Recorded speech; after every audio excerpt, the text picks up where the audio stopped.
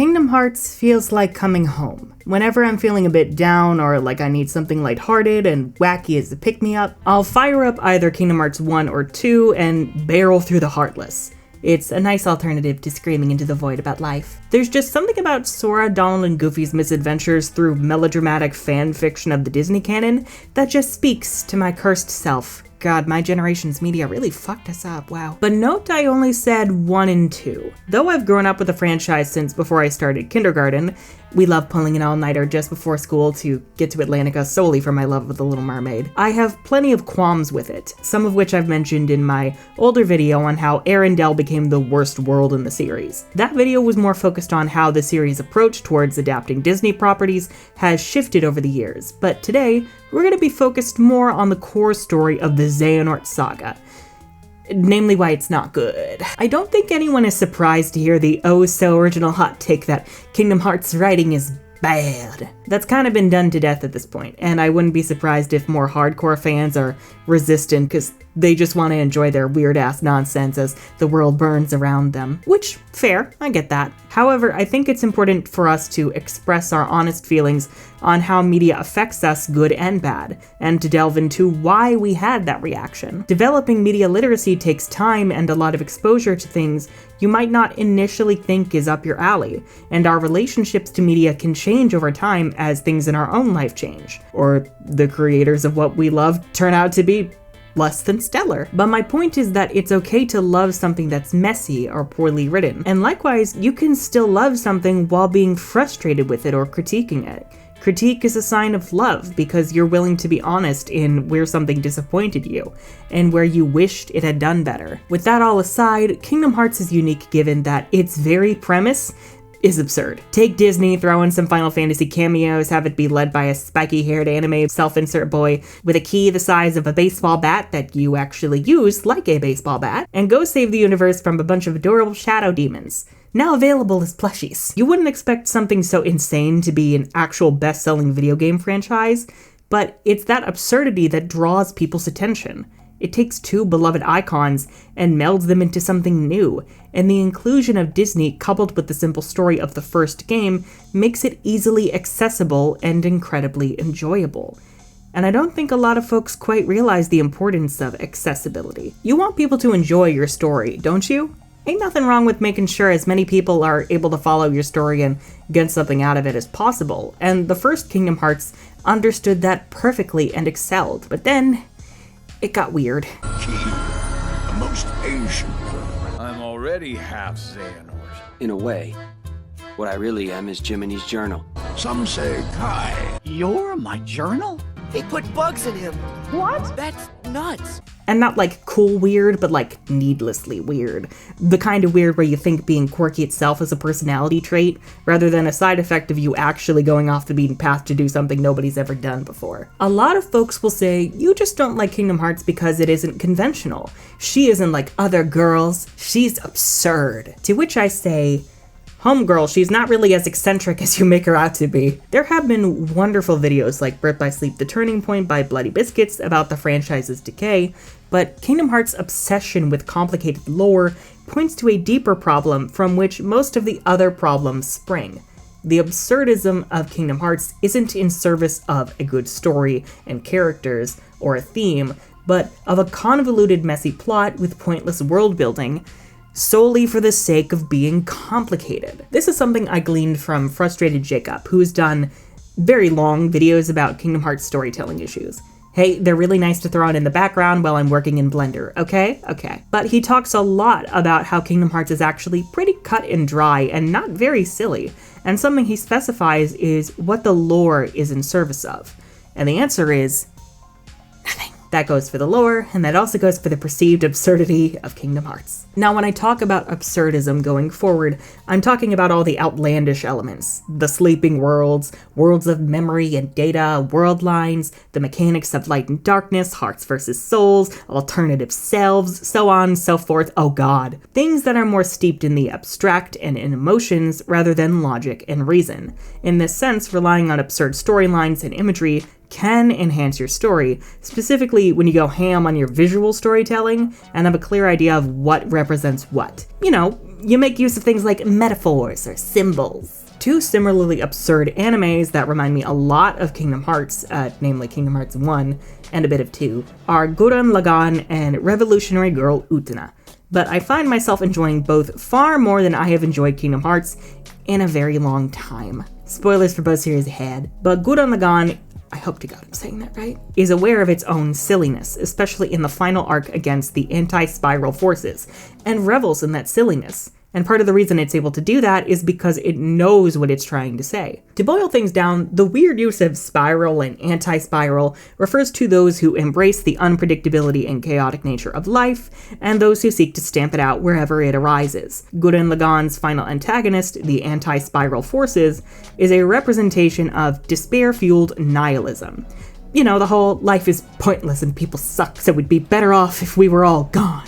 You know, that shtick. And Simone and Friends' response is, hey, we're traumatized too, but we also know life can be great, so go fuck yourself. I actually kind of teared up towards the end of my first watch of the series, because the message resonated with me while also putting a smile on my face. Not only was it fun, but it also took a bat to my heart. Even when we're in a giant space robot fighting a giant evil demon thing in the middle of the cosmos, fighting our literal despair, I'm still crying.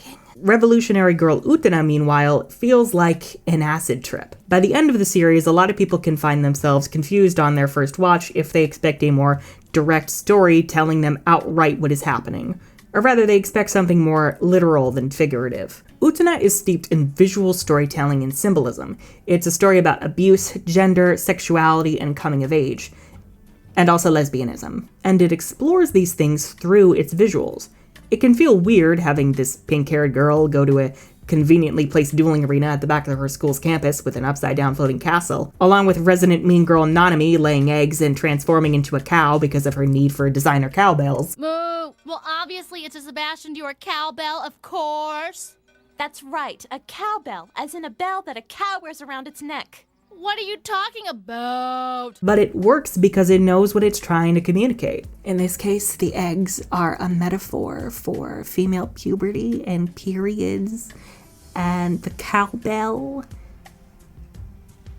I'm still trying to figure that one out. Do I need my appendix removed?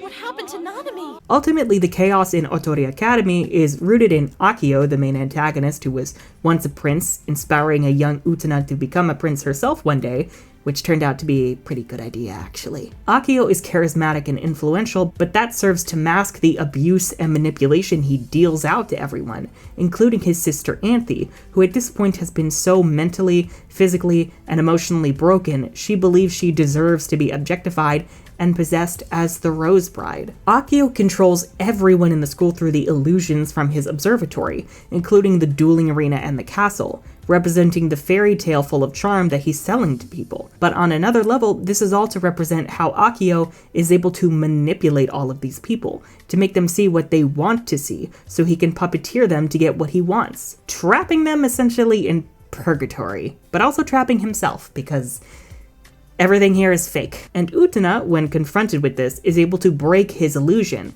to break the castle, and inspire Anthe to leave Otori Academy and leave the cruel fake world that Akio had convinced her to lock herself in. When you look at Kingdom Hearts, does it really do anything similar to either of these stories? What do the sleeping worlds represent, or replicas, or the datascape Maleficent kept prattling on about for 5 minutes before she moved on to the next MacGuffin? The chaotic elements in Kingdom Hearts aren't fun, they're mind-numbing, because while Gurren Lagann and Utena both use their absurd imagery and storylines to present their stories in a visually interesting way, and to just have fun with their shit, Kingdom Hearts uses it more as an excuse for boring lore no one really cares about, and contrived plots that no one really cares about. None of it means anything. The reason why people loved nobodies in Kingdom Hearts 2, aside from their cool hair and early 2000s edginess, God, this ruined us, was because of what they represented. People with no hearts, unable to feel anything, yet yearning to become more than they are. That's an immediately understandable conflict, and one you could apply to a bunch of relatable scenarios, namely the queer kids, Exhibit A myself. Also, Roxas is just so pretty. I can't help myself. And Axel. Who let them be so pretty? But then the franchise instead decided to focus on the weird lore of nobodies actually indeed having hearts, and making them whole people again, or bringing them back via replicas. But oops, they're nobodies again because Xehanort. And actually, they're already half Xehanort. Oh god, fucking kill me. It doesn't really mean anything anymore beyond an excuse to drag fan favorite characters back into this awful story. And it feels so pointless that I don't even really care that Larxene is here. And wow, you made me not care about Larxene even when she's bullying people. You bastards. How could you do this to me? Hashtag Larxene deserved better. Character motivations, character flaws, themes, none of these things are really present in Kingdom Hearts. Fuck, I don't even really think Kingdom Hearts knows what a metaphor is. Light and darkness aren't really for good and evil, they're just light and darkness. Okay. Much like a certain other anime-esque property, it is the illusion of a story. The main difference here is at least Kingdom Hearts can say at one point it was indeed fun and heartfelt. And then it fell from the pedestal. Right down the rabbit hole, long story short, Sora survived. Kingdom Hearts will sometimes pretend it has a point. That's why they babble about hearts that are our guiding keys that connect us or whatever. But it's all perfunctory platitudes.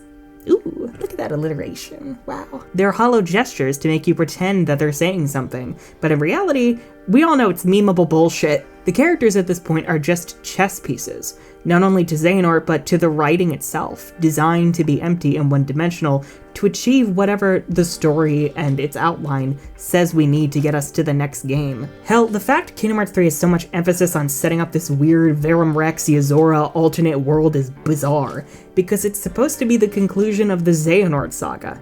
It's okay to focus on payoff rather than setup at this point.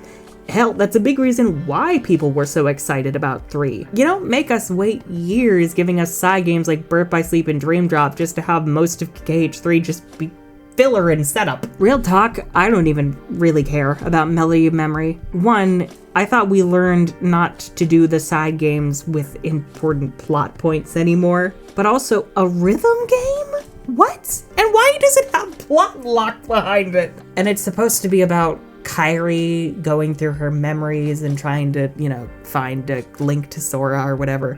But from what I've seen, Kairi still gets shafted, so great, okay, thanks. You couldn't just make her playable in Dream Drop? Like, what? At this point, I don't even really care about the story anymore. I'm not on the edge of my seat to find out what happened to Sora or what Quadratum is because I don't care about the lore.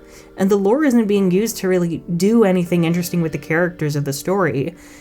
It just is weird for the sake of being weird. It just exists, and I'm like, but why? Kingdom Hearts stumblings come from it not realizing what made people love it in the first place. If they focused instead on fleshing out their characters and giving them emotional storylines, using the abstract lore as a way to explore that rather than whatever the hell Ansem was spouting in Melody of Memory. The three realms of our world. Light, darkness, and between. This also includes the worlds of memories, data, and dreams. Unreality? A fictional world? Then 3 could have easily recreated the magic of the first 2 games in a new and interesting way. Ultimately, I just feel bad. For myself losing interest in Kingdom Hearts, for Nomura being chained to this franchise and unable to expand beyond it, and for people who sincerely wanted a better story to enjoy. And if you do enjoy the direction Kingdom Hearts has been going in, and you really like 3 and Melody of Memory, then this isn't to shame you or say that you're wrong. I'm happy you got something out of it. Ultimately, you won. However, I also have the right to say I did not like them. Well, I didn't like 3. And I ain't touching Melody of Memory. Not even with the 10-foot pole. For people disappointed with Kingdom Hearts, I highly recommend the Rewrite series by Kryptonix. This series made me tear up several times because it took the foundations of the story and gave them actual substance, especially Birth by Sleep. And oh my god, I cannot wait for his version of Dream Drop Distance. It is already a chef's kiss. The way that he took the Sleeping Worlds and actually made it make sense in the lore, but also be a great way to explore characters and traumas and stuff, and oh my god. Also, he did Kyrie justice, so I'm obligated to love this. Anyhow, if you enjoyed this video and would like to see more content like this from me, then be sure to not only subscribe and ring that bell for notifications because YouTube hates creators, but also to please consider pledging your support over on Patreon and or checking out my debut urban fantasy novel, Diseneribus from the Ashes. Nomura, I share your obsession with weird names, but we need help, man. We need help. Real talk, I know I've been taking a break for a very long while and my content is shifting a little bit. I've been wanting to diversify the stuff that I talk about. And also Blender has just been absorbing my soul. I'm really enjoying having this new creative hobby in like 3D modeling and rigging and animation that isn't a part of my online presence in YouTube or my writing. It's just so nice to have that little escape. I may share some of the stuff that I've been whipping up at one point, but for now, I am going to try to be a little bit more active in like new videos that I'm creating, but I just wanted y'all to know I'm okay. I just like needed a break for a little while and I'm having a lot of fun, even while this year is killing me inside. Anyway, bye.